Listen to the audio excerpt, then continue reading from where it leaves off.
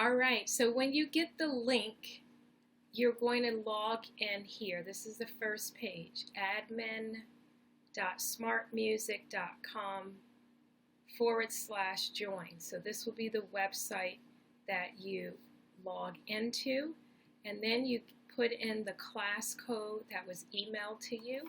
So the class code is, I'm just going to pull it up here, WNKG2-2EDEM,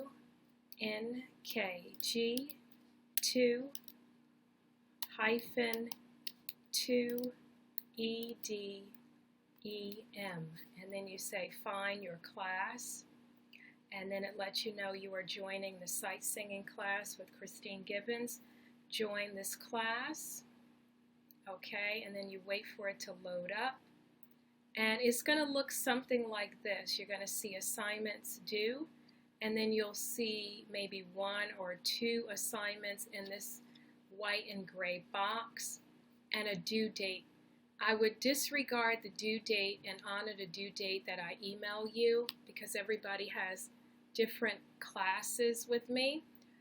So I will give you your special due date, but it's more important that you work on the exercise that's in your assignment. And so we're going to go over here to this rectangular box and click Start. And then you're going to select the part, and the drop down you see tenor bass voice or a treble voice. So most of the students, if you're a male singer, lower voice, you're going to go with the tenor or bass.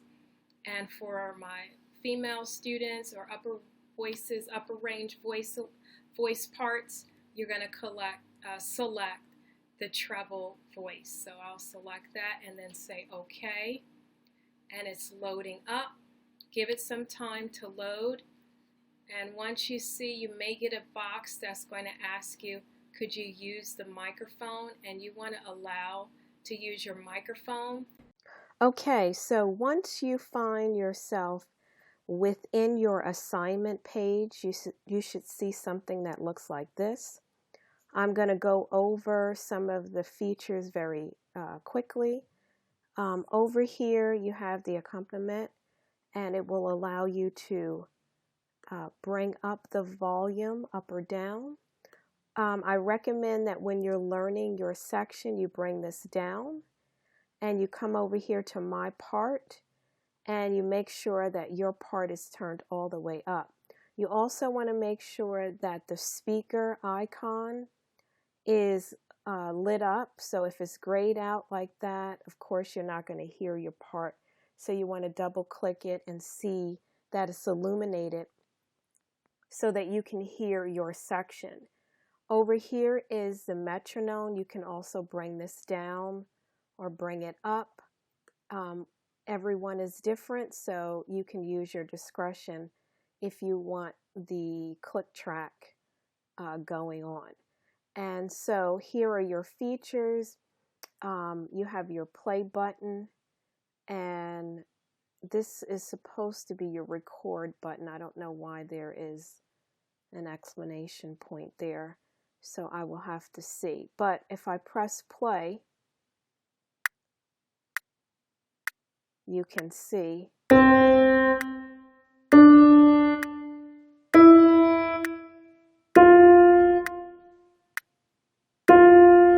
okay, and I'll stop that. So when you're learning your part, I recommend that you go very slow. If you're struggling with this section, maybe here you can start the measure there, and so it will take you there. Okay, and I'll stop it.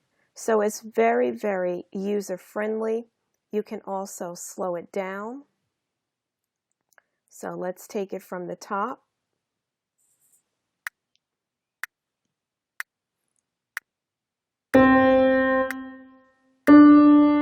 And I'll pause it, and of course you know you can speed it up as well. Here we go.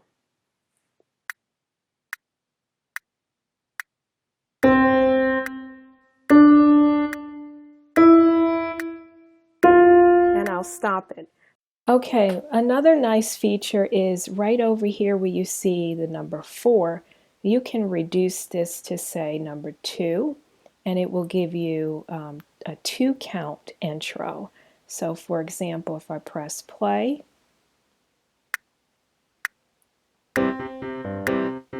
okay, so if you don't want to wait and have 4 counts to start singing, and you want to reduce it, you can reduce it to 1 and you'll just get a 1 count. Or if you need more time, if you feel that you need a little bit more time, you can do whatever you like. You can even bump it up to 6 or 5. So that is another feature under tracks. Next, for my takes, this is where you would submit your assignment.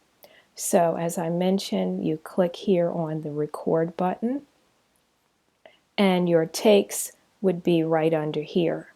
Okay, and so let's say you're happy with that take, then you can save it to your hard drive, your computer hard drive, or you can delete it, or you can hit submit, make a comment if you like, and then submit if you're not quite ready to submit.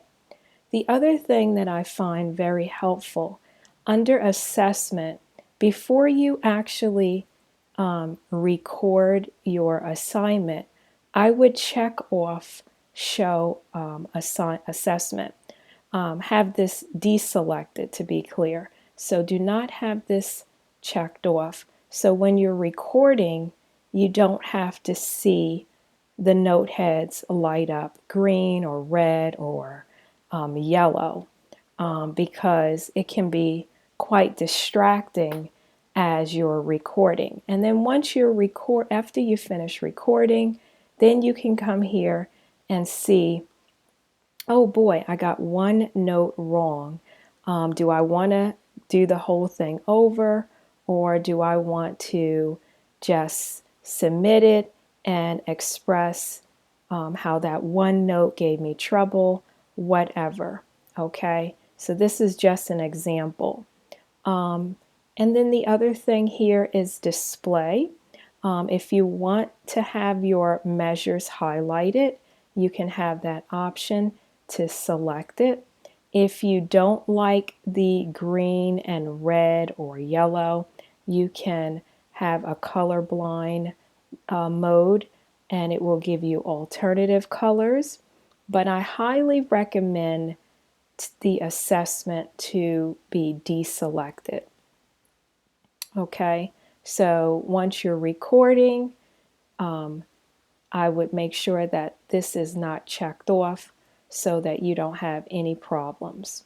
The other thing that I would like to mention is the loop option. So the loop option is quite wonderful. Let's say you're having a problem here at measure 4 going into measure 5. I would set my loop, drag my bracket to stop at measure 5, and the program will now loop measures 4 and measures 5 over and over again until I feel I'm comfortable. So if I press play,